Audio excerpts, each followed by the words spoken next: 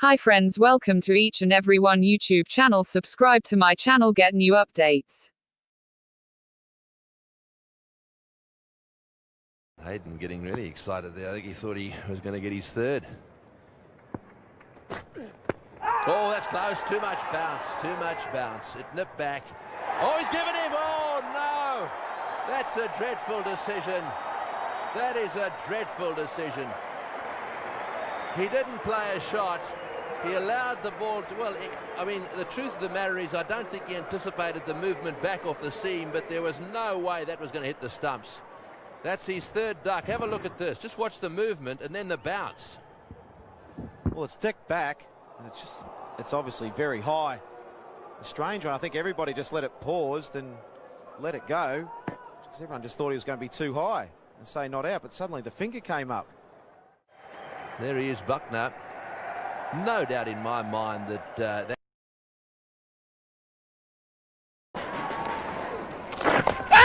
Oh, it's a leg break. A big appeal there, and I'm afraid Buckner's given it the finger. Hussain can't believe it. I wonder there, that's whether he got a bit of a raw deal. I think he might have got a bit of bat on that. Well, he's definitely looked at his bat. Unhappy with the decision. The replay will show us. Well, he was right in front of his stumps, but I think there was bat first. Buckner gives it the little nod before the finger goes up. Of course, the umpire doesn't have the benefit of this replay, but that's going to show us that it almost came off the middle of the bat. That's another very unjust decision to Nasser Hussain, and I think he knows it. Just have a look at this, the change of the expression on the face. Total disbelief.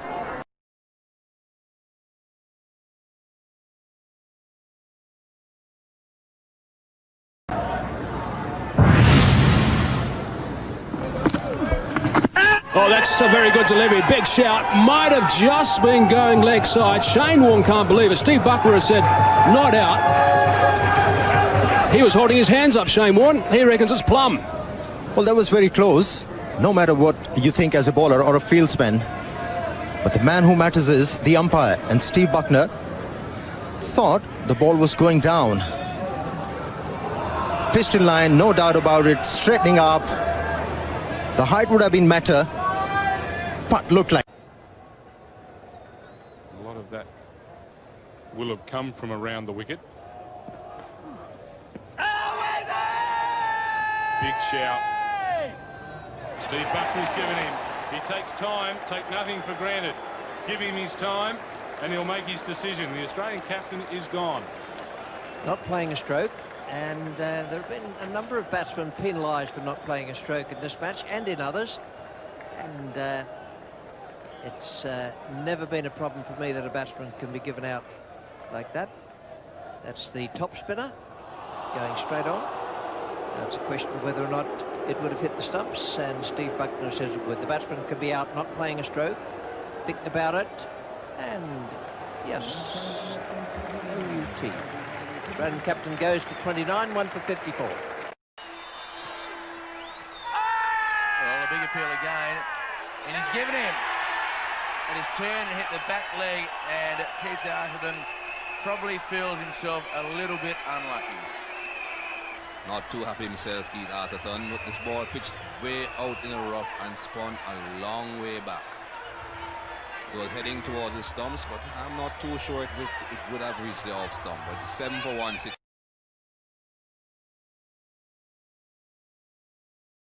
And they went about it with a great deal of determination, and then Jonty Rhodes might well have been run out in the controversy of the day.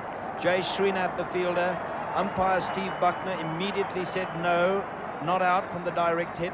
But the big talking point, why did he not consult the third umpire and the television slow-mo replays before being so emphatic with his decision?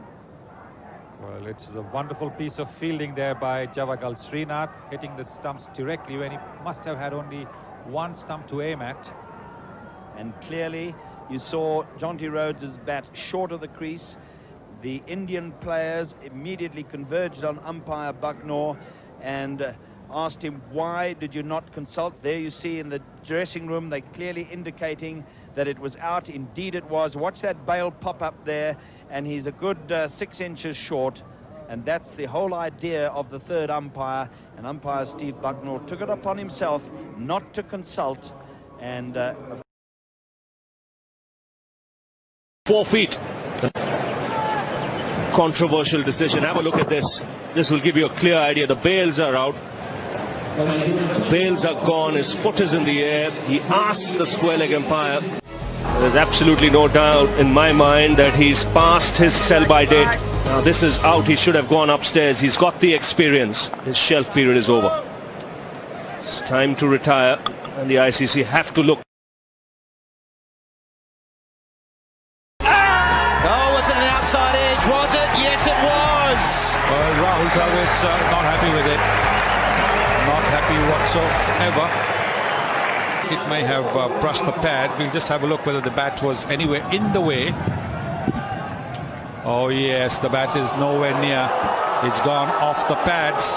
Everything seemed to be tucked behind that front pad, and so the only noise given was the ball flicking the pad, maybe on the way through, but certainly not glove, not bat. It's another shocker. Hang on a minute, Slaps. You might have been given out LBW. Still a shocker if that's the case. We're going to show you the Rahul Dravid dismissal. I want you to look at two people here, Adam Gilchrist and Steve Bucknor. Watch for Adam Gilchrist. There you go. Right, Mr. Gilchrist, what did you hear? And you,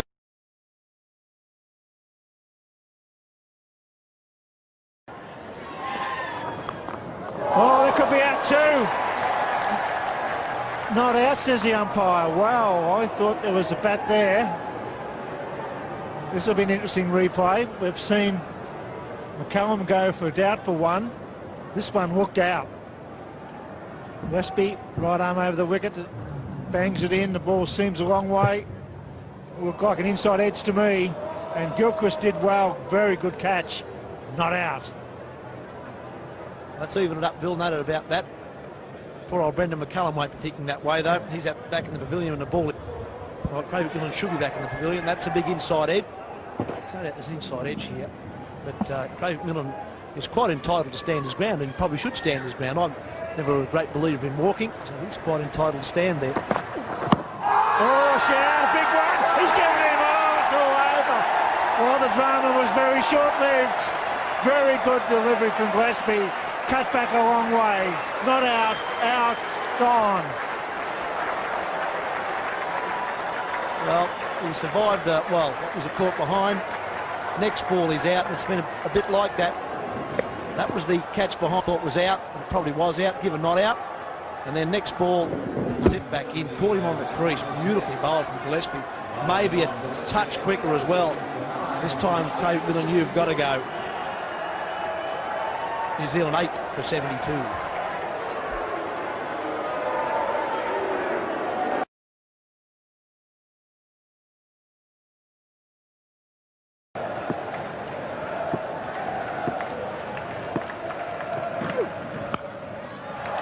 That sorted that out.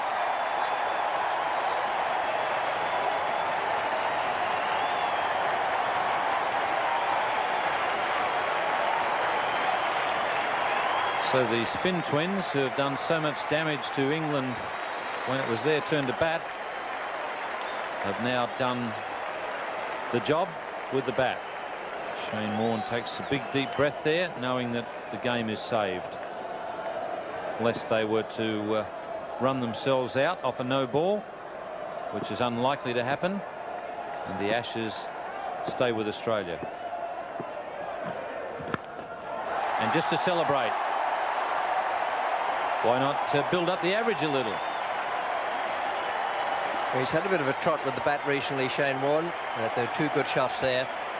And there's a big crowd that stayed here at the SCG. There's still 15,000 people in the ground watching in very murky light as Australia have saved this game with so far 3 wickets in hand.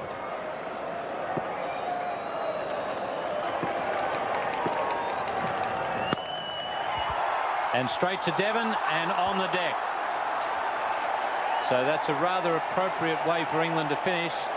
In the end, you would have to say it was their fielding that has cost them the opportunity to win this match. A match that they dominated at times, but in the end, if you can't take your catches, you're always going to struggle to win cricket matches. So the Ashes retained by Australia. 50-run partnership between Warne and May. So Australia have retained the Ashes that they've held since 1989. And those two players can be very proud of the job they've done out there. It's one thing to do it with the art you know so well, in their case bowling. Quite another when the batting has crumbled. Now then the batsmen are just waiting, and everyone's just checking their figures. Buckner would like to know if there is another over to go.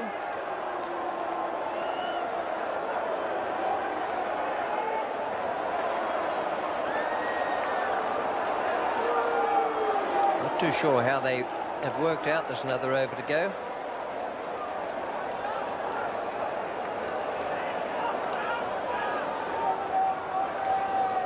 But that is chaos. Not even ordered chaos.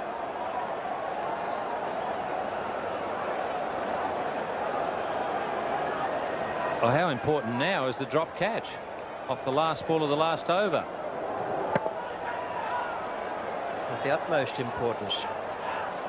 And was Devon paying full attention to it, knowing that it was supposed to be the last ball of the match?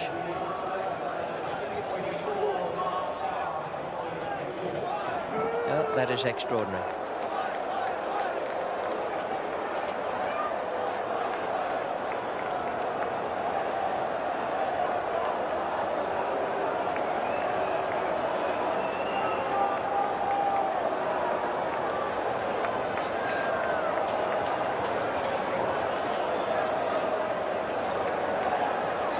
The clock on the board is showing 7:24 now.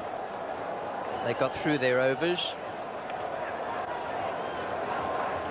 A minimum of 15 has been bowled. Please subscribe my channel and like my video.